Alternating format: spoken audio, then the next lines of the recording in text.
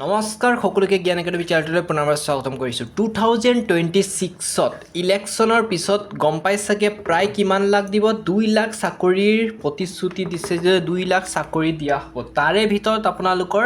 teacher ভেকেন্সিৰ ক্ষেত্ৰত প্ৰায় 50,000 plus আপোনালোকৰ ভেকেন্সি থাকিব শিক্ষক পদৰ ক্ষেত্ৰত ইয়াৰ ক্ষেত্ৰত আপোনালোকৰ বিভিন্ন কেটেগৰী ডিভাইড কৰা হ'ব সেই কেটেগৰীসমূহ হৈছে আপোনাৰ হ'ল জিটি টিচাৰ গ্ৰেজুৱেট টিচাৰ তাৰপিছত থাকিব আপোনালোকৰ PGT teacher post graduation teacher next থাকিব আপোনালোকৰ LP teacher lower primary teacher next থাকিব আপোনালোকৰ UP teacher upper primary teacher high school teacher লগতে আপোনালোকৰ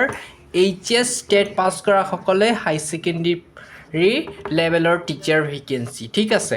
গতিকে ইয়াৰ ক্ষেত্ৰত আপোনালোকৰ কি কথা মন কৰিব লাগিব এইটো মন কৰিব আপোনালোকে এইবোৰ ভেকেন্সিৰ কাৰণে আপোনালোকে পোনপ্ৰথমে এইটো চাব লাগিব আপোনালোকে কোৱালিফাই হয় না নহয় এপ্লাই কৰিবৰ কাৰণে যদি কোৱালিফাই নহয় এতিয়াৰ পৰা ৰেডি হৈ যাওক যাতে আপোনালোকে কোৱালিফাই কৰিব পাৰে তথা এইবোৰ ভেকেন্সিৰ ক্ষেত্ৰত আপোনালোকে এপ্লাই কৰিব পাৰে 2026ত এতিয়া কথাটো হ'ল যে পোনপ্ৰথমে মই এলপি ইউপি টিচাৰ ভেকেন্সিৰ পৰাই আৰম্ভ কৰিছোঁ যিসকলে এলপি ইউপি টিচাৰ ভেকেন্সিৰ কাৰণে প্ৰিপাৰেশ্যন কৰি আছে তেওঁলোকক ক'ব বিচাৰিছোঁ আপোনালোকৰ কাৰণে এটা সোণালী সুযোগ আহি আছে 2026ত ডিমোটিভেট নহ'ব বহুতে আগত চাকৰি পাই গ'ল বুলি মোৰ লগৰকেইটা পাই গৈছে মই পোৱা নাই এইটো নহয় আপোনালোকৰ প্ৰিপাৰেশ্যন লেভেলটো ভাল কৰি থাকক কাৰণ 2026ত পুনৰ ভেকেন্সি ক্লিয়াৰ হ'ব এবাৰ নহয় বন্ধু-বান্ধৱীসকল লাগি থাকক 100% এদিন না এদিন আপোনালোকে সফলতা অৰ্জন কৰিব পাৰিব 2026ত পুনৰ ভেকেন্সি ক্লিয়াৰ হ'ব আৰু ইয়াৰ ক্ষেত্ৰত আপোনালোকৰ প্ৰিপাৰেশ্যন লেভেলটো লাগিব যদি আপোনালোকে চোৱা নাই 4000 যোনটো 500 টিচাৰ ভেকেন্সি প্লাছ এইকেইদিনৰ ভিতৰত মেৰিট লিষ্ট প্ৰকাশ কৰিছে তাত আপোনালোকে এটা কথা মন কৰিছে চাগে ইয়াৰ কাট অফ ৰেংকটো হয় কাট অফ ৰেংকটো বহুত বেছি হাই গৈছে কিছুমান ডিষ্ট্ৰিক্টত আৰু কিছুমান ডিষ্ট্ৰিক্টত লৱেষ্ট গৈছে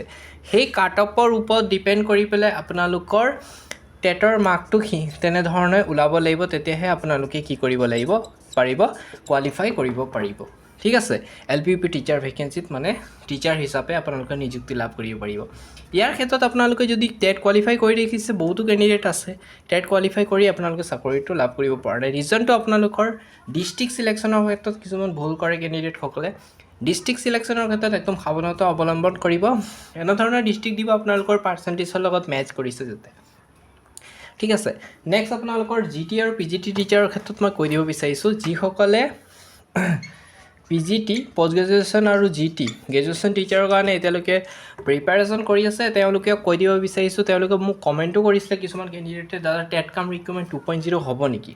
গতিকে টেট কাম ৰিক্ৰুটমেণ্ট 2.0 সম্পৰ্কে এতিয়ালৈকে কোনো ধৰণৰ ডাইৰেক্টলি আপডেট অহা নাই ঠিক আছে ডাইৰেক্টলি আপডেট আহিলে আপোনালোকক জনাই দিম বাৰু গতিকে যিসকলে প্ৰিপাৰেশ্যন কৰি আছে কৰি থাকক কাৰণ আপোনালোকৰ পিছৰ পৰ্যায়ত সময় নাপাব ডাইৰেক্টলি কি হ'ব পটককৈ আপোনালোকৰ নটিফিকেশ্যনটো ওলাই দিব আৰু যাৰ ফলত কি হ'ব আপোনালোকৰ হাতত থাকিব এমাহ সময় বা ধৰি লওক 20-25 দিনমান সময় থাকিব যদি আপোনালোকে ভাবিছে জিটি বা পিজিটি কোৱালিফাই কৰিম বুলি তেন্তে আপোনালোকে এতিয়াৰ পৰা প্ৰিপাৰেশ্যনটো কৰিব লাগিব কাৰণ নাভাবিব যে মই এমাহ পঢ়িম বা 15 দিন পঢ়ি পেলাই মই ডাইৰেক্টলি কোৱালিফাই হৈ যাম বহুত কেণ্ডিডেট আছে বহুত দিনৰ পৰা লাগি আছে আৰু তেওঁলোকে যিহেতু পঢ়ি আছে আৰু কাট অফ ৰেংকটো সিহঁতেও 100% বঢ়াবলৈ চেষ্টা কৰিব গতিকে আপোনালোকে যিমান পাৰে প্ৰিপাৰেশ্যন লেভেলটো ভাল কৰিব লাগিব যাতে এনেধৰণৰ কেণ্ডিডেটক এটা ভাল আপোনালোকে মানে ধৰি লওক আপোনালোকৰ প্ৰতিযোগিতা কৰিবৰ কাৰণে অলপতো কষ্ট কৰিবই লাগিব ঠিক আছে গতিকে টেট কাম ৰিক্ৰুটমেণ্ট 2.0 হ'ব আৰু আপোনালোকে যদি প্ৰিপাৰেশ্যন কৰা নাই এতিয়াৰ পৰা লাগি যাওক কাৰণ বন্ধুসকল প্ৰিপাৰেশ্যন নকৰাকৈ আপোনালোকে কোৱালিফাই কৰাটো অতি অসম্ভৱ হৈ পৰিব পিজিটি আৰু জিটিৰ ক্ষেত্ৰত এতিয়া আৰু এটা কথা হ'ল যে বহুতো কেণ্ডিডেটে মোক আৰু এটা কথা সুধি আছিলে দাদা এলপি ইউপিটো কথা বাৰু চলিয়ে থাকিব চিটেটৰ কথা চলি থাকিব কিন্তু অসম টেট বহুত দিন হোৱা নাই অসম টেট হ'ব নেকি 2026ত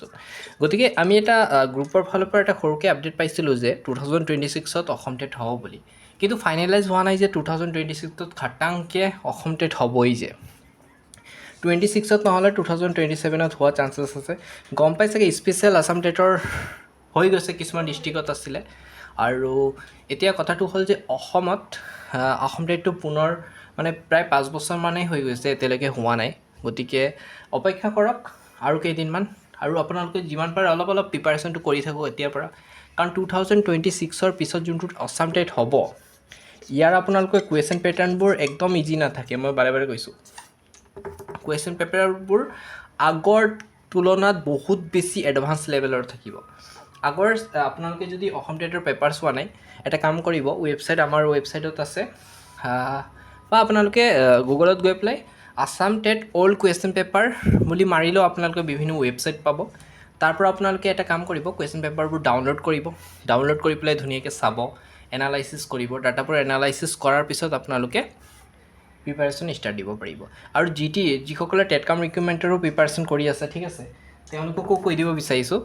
তেওঁলোকেও যদি ভালকৈ আপোনালোকে এতিয়াৰ পৰা লাগি যায় টেট কাম ৰিক্ৰুইটমেণ্টৰ ক্ষেত্ৰত আপোনালোকে কি কৰিব যোনটো টেট কাম ৰিক্ৰুইটমেণ্ট যোনটো ফাৰ্ষ্ট এক্সাম হৈ গ'ল সেইটোৰ কুৱেশ্যন পেপাৰবোৰ ডাউনলোড কৰি লওক তাত কেনেধৰণৰ পেপাৰ মানে কুৱেশ্যন পেপাৰবোৰ আহিছে কুৱেশ্যন পেটাৰ্ণবোৰ কেনেধৰণৰ আছে এইবোৰ এনালাইচিছ কৰা এতিয়াৰ পৰা ষ্টাৰ্ট দি দিয়ক তেতিয়া আপোনালোকৰ ওচৰত এটা সুযোগ থাকিব যে আপোনালোকে প্ৰিপাৰেশ্যনৰ কাৰণে লাগি পৰিছে আৰু কুৱেশ্যন পেটাৰ্ণবোৰ বুজি পাইছে এতিয়া কিছুমান কেণ্ডিডেট আছে যিসকলে কি কৰে মানে কুৱেশ্যন এনালাইচিছ নকৰে বা অলপ চলপ ওপৰৰ পঢ়ি পেলাই ডাইৰেক্টলি এক্সাম দিব যায় যাৰ ফলত কি হয় তেওঁলোকে কোৱালিফাইৰ ক্ষেত্ৰত অসুবিধা হয় সেইকাৰণে আপোনালোকে যিকোনো এক্সাম দিবৰ ক্ষেত্ৰত আপোনালোকে অল্ড কুৱেশ্যন পেপাৰ এনালাইচিছ কৰিবই লাগিব সেইকাৰণে GTT PGT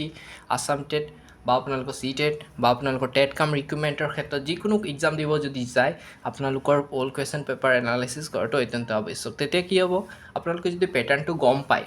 ঠিক আছে পেটাৰ্ণটো গম পালে তেতিয়া আপোনালোকৰ এক্সামটো দিবলৈ সুবিধাজনক হ'ব ঠিক আছে বন্ধুসকল আৰু নতুনকৈ আপডেট আহিলে আমি এই চেনেলটোতে জনাই দিম আমাৰ এই চেনেলটো ছাবস্ক্ৰাইব কৰিব আমি অসম টেটৰ ৰিলেটেড টিচাৰ ৰিলেটেড বিভিন্ন ধৰণৰ আপডেট এই চেনেলত দি থাকোঁ আৰু